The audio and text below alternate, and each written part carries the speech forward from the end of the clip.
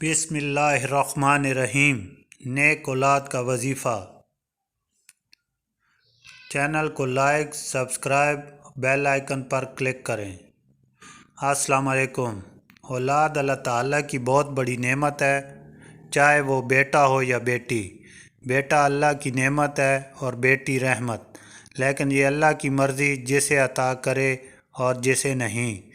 لیکن ہمیں اللہ سے ہر وقت دعا کرنی چاہیے، کیونکہ اس کے ہاں دیر ہے اندھیر نہیں۔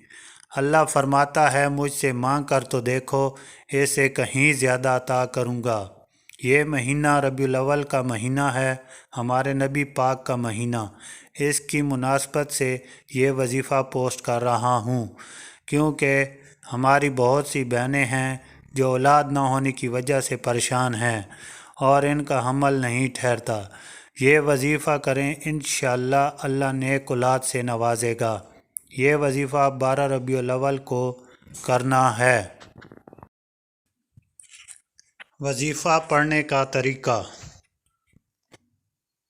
ہر نماز کے بعد 11 مرتبہ درود ابراہیمی پڑھنا، 101 مرتبہ سورہ کوثر پڑھنی ہے اور پھر 11 مرتبہ درود ابراہیمی پڑھنا ہے۔ ہر نماز کے بعد اس وظیفہ کو کرنے کے بعد ایک دفعہ یہ پڑھنا ہے۔ اول 11 مرتبہ درود پڑھنا ہے، اس کے بعد یا اللہ، یا رحمان، یا غفور، یا رحیم، یا حنان، یا منان، یا دیان، یا سبحان، آخر میں بھی 11 مرتبہ درود۔ انشاءاللہ تعالی اللہ نیک اولاد سے نوازے گا۔ اے اللہ، حضرت محمد صلی اللہ علیہ وسلم کے صدقے اور اس وظیفہ کی برکت سے بے اولادوں کو نیک اولاد عطا فرما، آمین۔